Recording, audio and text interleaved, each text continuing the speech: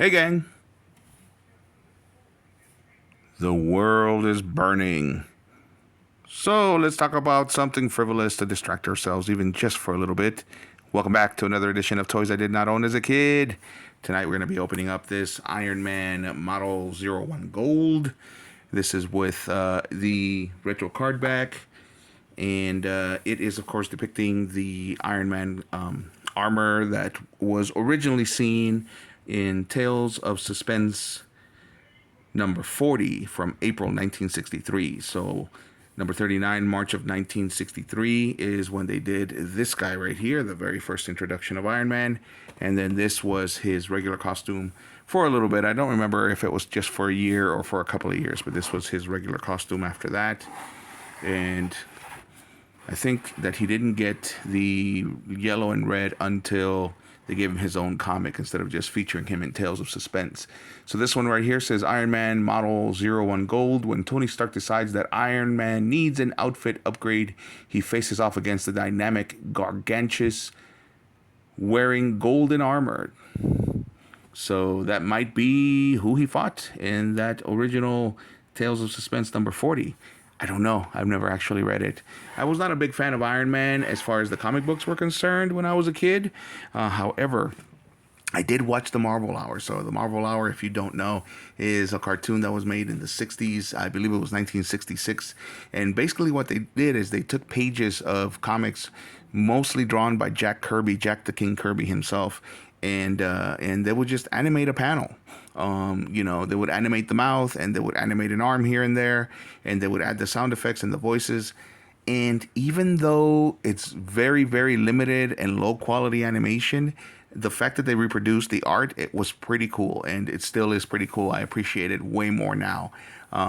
That's not true. As a kid, I appreciated it. I loved the Marvel Hour. I got to see Namor and Captain America and the Hulk and Iron Man. It was awesome. And I saw them in Spanish originally, in black and white. So as a grown-up, I definitely appreciated knowing the history behind, the artwork that we're being shown. Even though, like I said, they're reproductions, a lot of them, man, they're not even animated. They just show you a panel drawn by Jack the King Kirby in all his glory, and of course inked by his inker. I can't think of his name, and I apologize. Inked by the inker as well. And the color was better because it wasn't on newsprint, it was on actual celluloid, so or on plastic, animation, whatever, cells. Anyway, enough of that. Let's get going with the unboxing. I know that you guys want to see this figure, and I'm already letting the video get a little long with my long-windedness.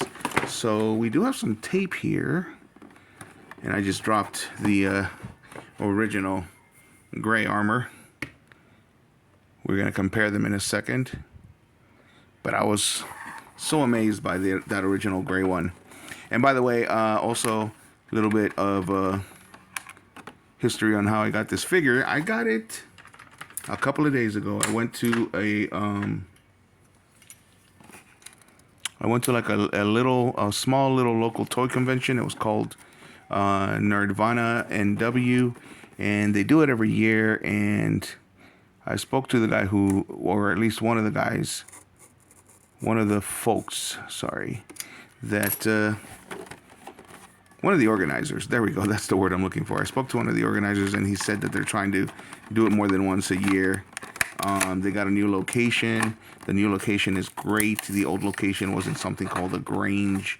For those of you who don't know what a Grange is, it's like a place where they store things that have to do with agriculture, whether it's tools or feed or whatever. And then there's a building usually that has, like an office where they do their business. And so they were having it at a Grange for a while, but it was kind of in the middle of nowhere. And instead, this year they did it at a community center in a way more populated area, in a downtown area of Vancouver, Washington. So the cool thing about this area is that there's a lot of collectors here, and a lot of times when it comes to those conventions, they just are there because they are trying to get, scale down their collection. So you're going to get a lot of good deals. I got this guy for I believe it was $12. It was $12. I got them for 12 bucks, and oh man, sorry. Once again, I'm flabbergasted. This is a great figure. This is just as good, of course, as this guy, and there are subtle differences. Obviously, this is just a repaint with the added feature of the skirt. We can see the same exact mold,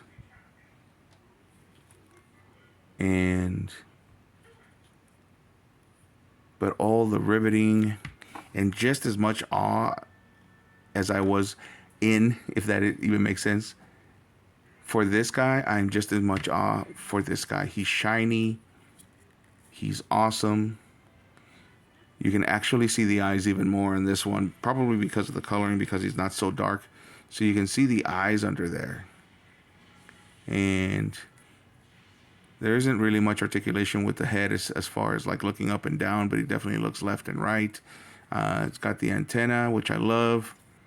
This is not a sticker. This is actually a painted mold.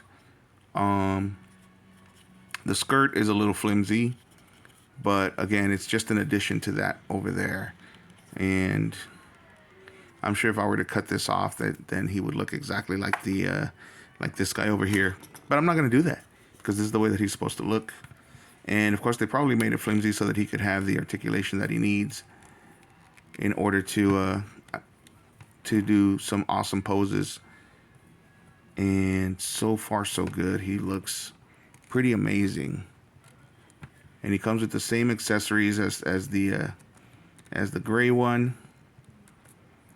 So he can do T poses. He can twist at the biceps. And like I said, he can turn left and right and all the way around. And he can do sideways.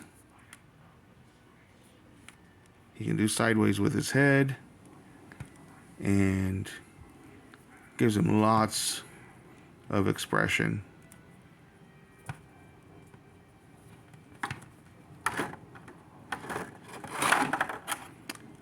He has a twist at the thigh. He is double joint. Oh, this guy is not double jointed. Interesting. So maybe to save money or something. Is he double jointed? Is he? Yes, he is. He is double jointed.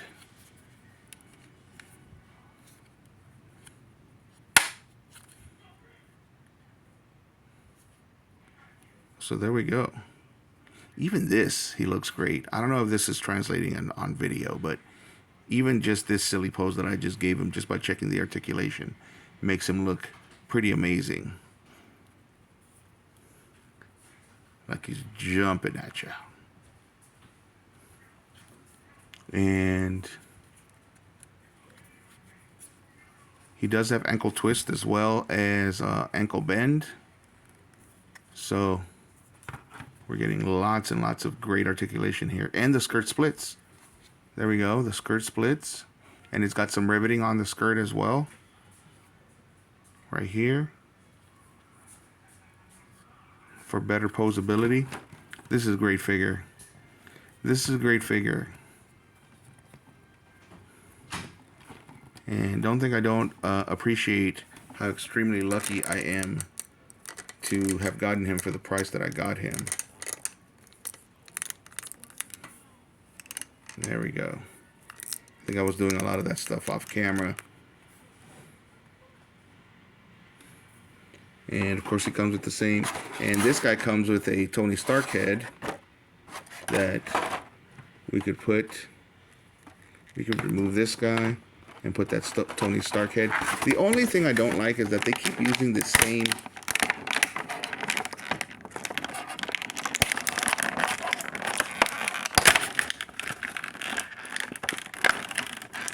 trying not to talk because this is very noisy. Whoa. So as I was saying, my only gripe is that they keep using this Tony Stark head that has a more 80s or 90s haircut when these are supposed to be from the 60s. And if you've ever seen any Iron Man cartoons or Iron Man comics, with where's my beer? With Tony Stark. He had the, you know, high and tight. But the video has gotten long. I'm already past the 10-minute mark. We're not going to get to see any of his accessories. I was just too in awe with the way that this looks. And it really does look amazing. So we're going to leave him in a final pose. Something akin to what we would have seen back in the 60s. And we're going to end it here. I'm going to have to do a second and third video because we're going to have to check out his accessories. Let me know what you guys think of this figure. I myself am amazed by it. This is definitely something that I'm having a lot of fun with. Both this guy and this guy. They're great. So, never thought I would have an Iron Man collection, but now I do. I have a small Iron Man collection. And please stand by for the next video where I will be showing the accessories. Let me know what you guys think in the comments as usual. If you like the video, hit a like. And if you like the content, subscribe. Thanks for watching, gang.